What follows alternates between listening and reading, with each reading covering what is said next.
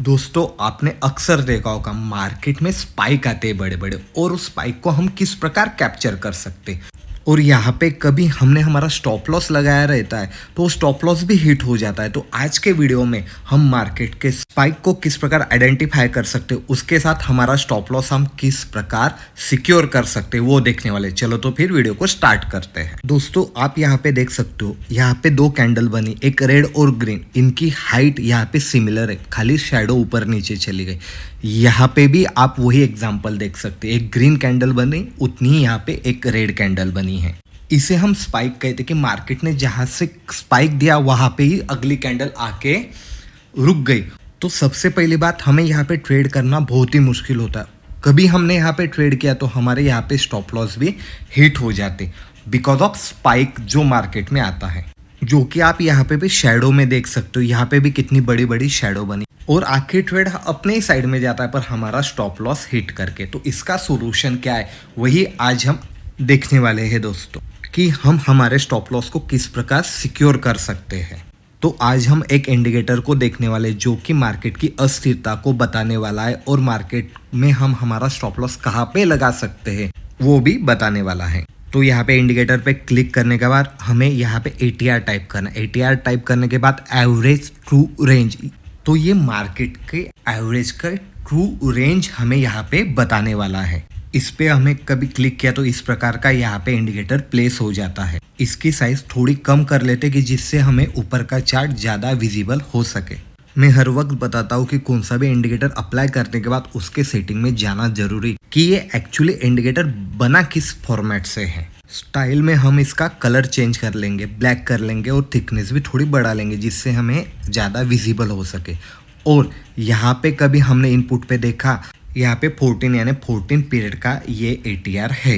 अभी हम चार्ट को 50 मिनट में शिफ्ट कर लेते कि जिससे हमें और बेहतरीन तरीके से समझ सके। अभी 14 पीरियड का ATR यानी क्या, तो वो पिछले 14 कैंडल का एवरेज रेंज हमें निकाल के देने वाला कि पिछले 14 कैंडल किस रेंज में यहाँ पे घूमी है और उसकी रेंज क्या है।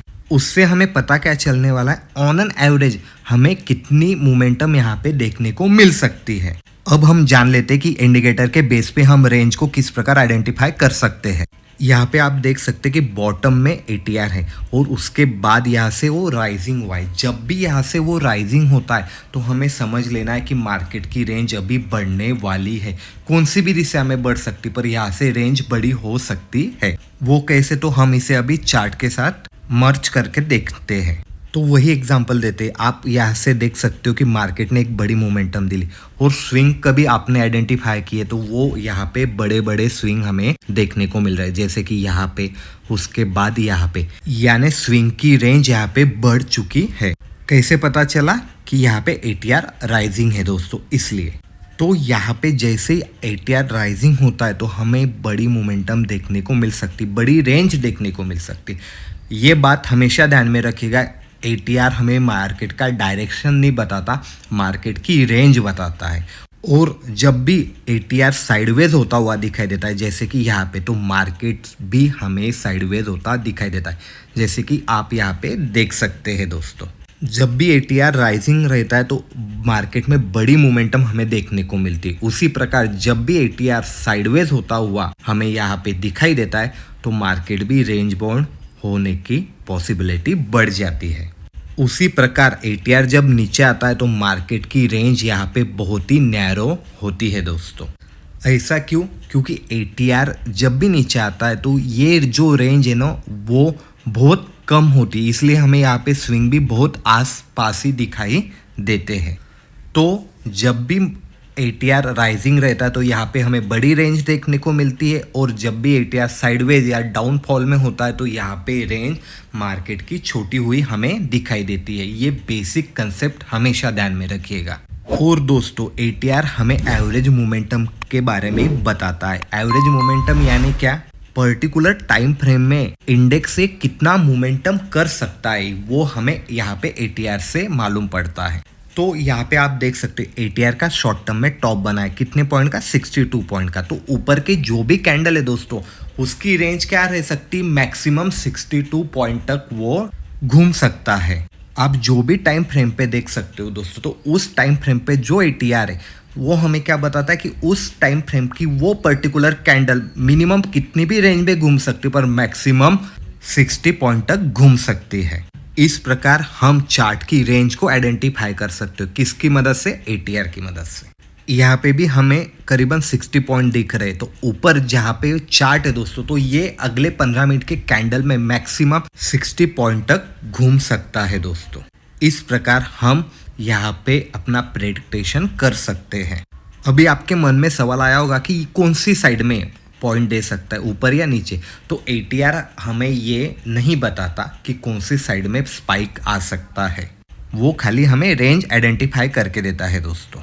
और वो हर एक टाइम पीरियड पे सेम रहने वाला है क्या, तो ऐसा नहीं दोस्तों। एटीआर हर एक टाइम फ्रेम पे अलग अलग रेंज हमें आइडेंटिफाई करके दिखाता है। इसीलिए अब हम 1 आवर के टाइम फ्रेम पे जाते, उससे हम यहाँ पे रेंज आइडेंटिफाई करने की कोशिश करते हैं। यहाँ पे कभी पॉइंट कैलकुलेट किए तो एटीआर हमें बताता है 98 पॉइंट, तो अगले 1 घंटे की कैंडल यहाँ से मैक्सिमम 98 पॉइंट के रेंज में रह सकती है। आप चाहे तो इसे कौन से भी टाइम फ्रेम पे इस्तेमाल कर सकते हैं, वो किस पे डिपेंड करता है दोस्तों, आपकी ट्रेडिंग स्टाइल के हिसाब से। आप इंट्राडे करते हैं, आप स्विंग ट्रेडिंग करते हैं, आप बीटीएसटी ट्रेडिंग करते हैं, तो उस हिसाब से आप टाइम फ्रेम यहाँ पे स्विच कर सकते हैं। उस हिसाब से एटीआर आपको उस टाइम फ्रेम पे इन एन एवरेज मोमेंटम कितनी हो सकती है वो बताएगा। अब सबसे इंटरेस्टिंग बात पे जाते हैं दोस्तों कि एटीआर के मदद से हम हमारा स्टॉप लॉस कहाँ पे प्लेस कर सकते हैं, या एटीआर के मदद से हमारा स्टॉप लॉस कितना होना चाहिए, ये हमें किस प्रकार पता चलेगा। तो अभी स्टॉप लॉस लगाने से पहले हमें प्राइस एक्शन के बारे में पता होना चाहिए, क्योंकि एटीआर हमें रेंज बताता है, डायरेक्शन नहीं। तो यहाँ पे प्राइस एक्शन ऊपर की साइड में जा रही है, तो कभी ये ब्रेकआउट होने के बाद हमने ट्रेड लिया तो हमारा स्टॉप लॉस कहाँ पे रहने वाला है, उसके लिए हमें एटीआर को यहाँ पे देखना है दोस्तों। तो एटीआर उस वक्त कितने में है दोस्तों, देखा जाए तो वहाँ पे वो 50 के करीब है।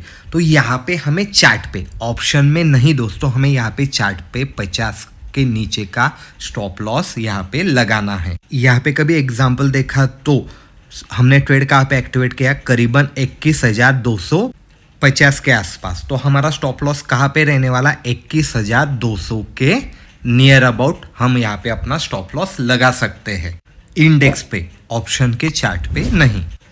तो कभी हमने यहाँ पे प्राइस एक्शन के अनुसार जब भी ब्रेकआउट होता है और हमने यहाँ पे हमारा स्टॉप लॉस प्लेस किया, तो आप देख सकते हो दोस्तों, यहाँ से मार्केट हमारे स्टॉप लॉस के पास कभी भी नहीं आया और यहाँ पे हमें एक बढ़िया मोमेंटम कैप्चर करने को मिली। स्टॉप लॉस लगाने के और 2 तरीके हैं यहाँ पे। कभी यहाँ पे रेंज बड़ी आती है दोस्तों, बड़ी बड़ी कैंडल बन रही, तो आप उसे 1.5 पे रख सकते हैं। तो यहाँ पे हम निफ्टी का एग्जांपल ले रहे थे, कभी आप बैंक निफ्टी पे इसे रखना चाह रहे हो दोस्तों, तो यहाँ पे आपको दुगना रखना पड़ेगा। जैसे कि हमने 50 का यहाँ पे निकाला, तो बैंक निफ्टी पे हमें 100 पे हमारा एसएल रखना चाहिए, क्योंकि यहाँ पे हर इंडेक्स की अलग अलग रेंज रहती है दोस्तों।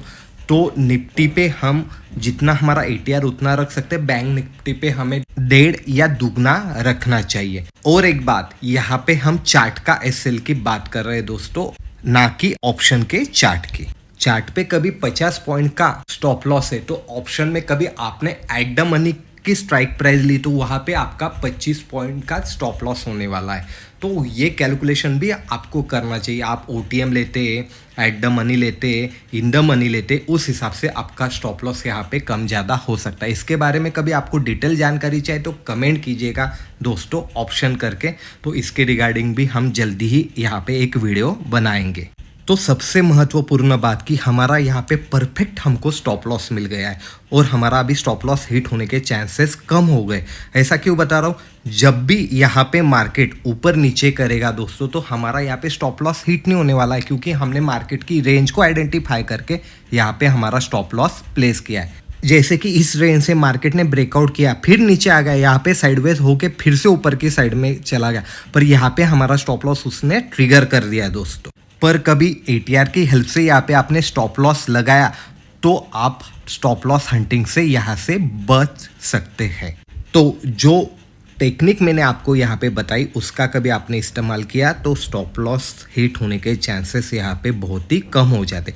अब हम यहाँ पे एक सेलिंग का एग्जांपल भी देख लेते हैं। जैसे ही आप यहाँ पे देख सकते हो कि यहाँ पे सेलिंग प्रेशर आ गया दोस्तों, और एक रेंज को ब्रेक करने के बाद मार्केट यहाँ पे नीचे आ गया। और अभी आपने कभी उस टाइम ATR को यहाँ पे देखा तो कितने पॉइंट का ATR आ रहा है, तो 36 पॉइंट के करीब यहाँ पे ATR है। यानी आपने कभी चार्ट पे 36 पॉइंट का स्टॉप लॉस लगाया तो आपका स्टॉप लॉस हिट नहीं होने वाला, यहाँ पे आपको बढ़िया ट्रेड भी मिल सकता है। और आप यहाँ पे ना स्टॉप लॉस ट्रेल भी कर सकते हो ATR के हेल्प से। तो यहाँ पे ATR हमें क्या बताता है, सबसे पहले तो मार्केट की रेंज क्या हो सकती है, हमारा स्टॉप लॉस हम कहाँ पे रख सकते, हम हमारा स्टॉप लॉस किस प्रकार ट्रेल कर सकते, ये सब ATR से हम जान सकते। और ये एक्यूरेट वर्क करता है। आप चाहे तो इसे बैक टेस्ट करके भी देख सकते हो। कभी आपको ये कंसेप्ट अच्छी लगी होगी दोस्तों तो लाइक शेयर कमेंट ज़रूर कीजिएगा। और इसी प्रकार की यूनिक कंसेप्ट के लिए मार्केट मंच चैनल को यहाँ पे सब्सक्राइब भी कीजिएगा दोस्तों। मिलते हैं अगले वीडियो में, धन्यवाद।